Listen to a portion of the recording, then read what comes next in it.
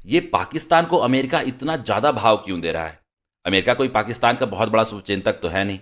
इतना भाव देने के पीछे अमेरिका का अपना स्वार्थ छुपा है, एक बहुत बड़ा लालच।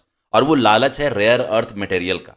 अमेरिका की नज़र है बलूचिस्तान में छुपे हुए रेयर अर्थ मटेरियल के भंडार पर, क्योंकि जब भी अमेरिका टैरिफ को लेकर चीन से भिड़ना चाहता है, चीन रेयर अर्थ मटेरियल का सप्लाई ही रोक देता है।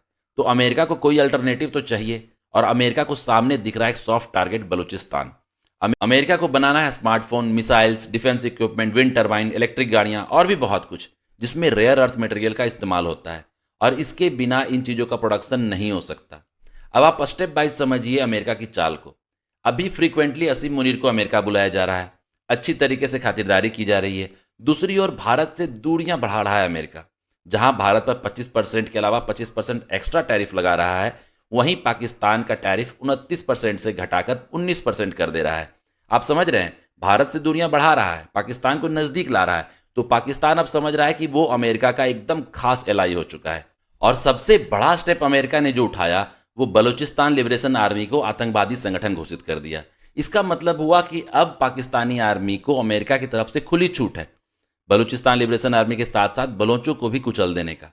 ऐसा करके अमेरिका बलूचिस्तान के रेयर अर्थ मटेरियल के और करीब आ जाएगा। और ये बात बलूचिस्तान लिबरेशन आर्मी बहुत अच्छे से समझ रही है। तभी वो अमेरिका को, यूं कहें कि ट्रंप को डायरेक्ट ऑफर कर रहा है, पाकिस्तान को बाईपास करके। अब बहुत जल्दी ही आप देखोगे कि बलूचिस्तान पर भी अमेरिकी हथियार बरसना शुरू हो जाएगा। पाकिस्तान को वैसे भी बलूचिस्तान से कोई इमोशनल कनेक्शन नहीं है, वह वहाँ के रिसोर्सेज को इनकैश करना चाह रहा है।